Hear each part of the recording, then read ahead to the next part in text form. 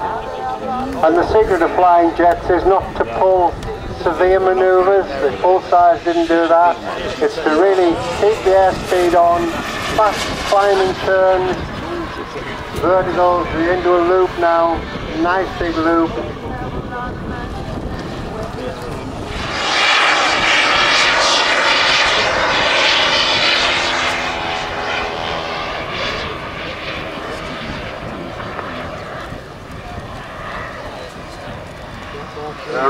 Right now, ladies and gentlemen, we've got a very special treat for you. While Dave is flying the Vulcan, because this is a gentleman who flies the full size, Martin with it, who lives just outside York, and if you've been to various events this year, full-size events, Sunday Air Show or whatever, up and down the country, this is the man who was in the cockpit. Right, say one or two words to the crowd, Mark? Yeah, certainly. I'd say, really, I've just come here today really to see this magnificent display of the Vulcan, which, to be honest, it's just about as good as seeing the real. It really does look like a real Vulcan, and I'm quite in awe of it myself. I've only seen the Vulcan displayed, the real one displayed a few times this year, because I've been lucky enough to be in it very, very often. But, full credit to Dave Johnson.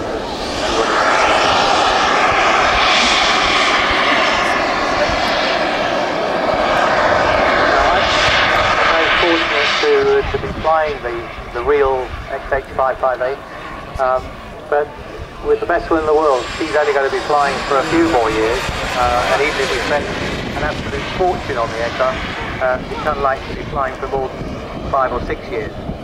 So it's all very important that people should still see beautiful models like this in the sky, and I think Dave probably could take over in a few years and be the Vulcan display pilot. Well, you know, who's read the wonderful book Vulcan 607? Come on, put your hands up. Well, I think I've seen half a dozen hands put up who've read Vulcan 607. Go and buy it. It's on Amazon, right?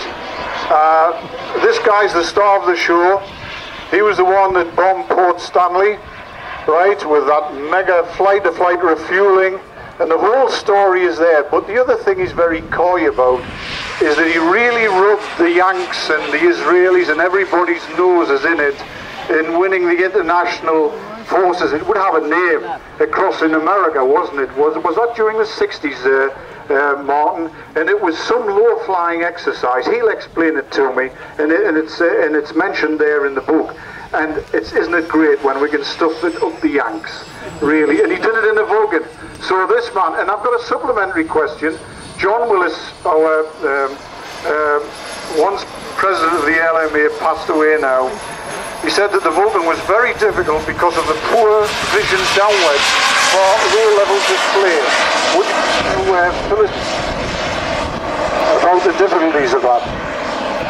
Oh yes, I mean that's the one downside of trying to display a Vulcan, is it was never designed from a good point of view of lookout. When you're turning, if you're in the left-hand seat, you can't really see where you're going in any right turn, contrary on the other side. But other than that, she's a lovely aircraft to display. What's this business when it gets into high drag and you get on the drag curve and you've got enough power with the Olympus to get it out of it? Is that something I believe that Vulcan pilots have got to watch?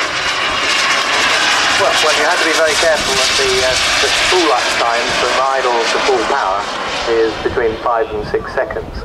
I mean, that's true of any engine of that generation. And I don't know what it's like with the little jet engines you use here for the models, but you don't get instant response by any means. And so if you get the aircraft very slow and start to get into a high drag sink situation, then it can be nasty. Something obviously you really watch for, that you go for a very high rate of descent at low speed, and it'll take you quite a long time for the engines to spool right up to full power and then get you out of trouble. You know, Martin,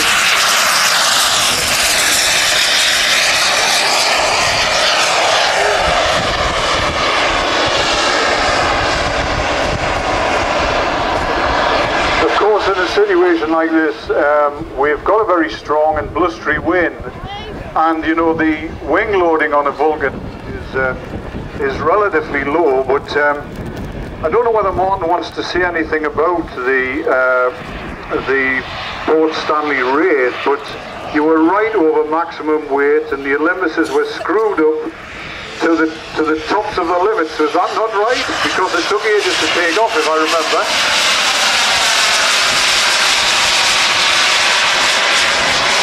Yeah, the Vulcan was given the biggest engines, the 300 series Olympus engines, for enable it to carry the Skybolt missile.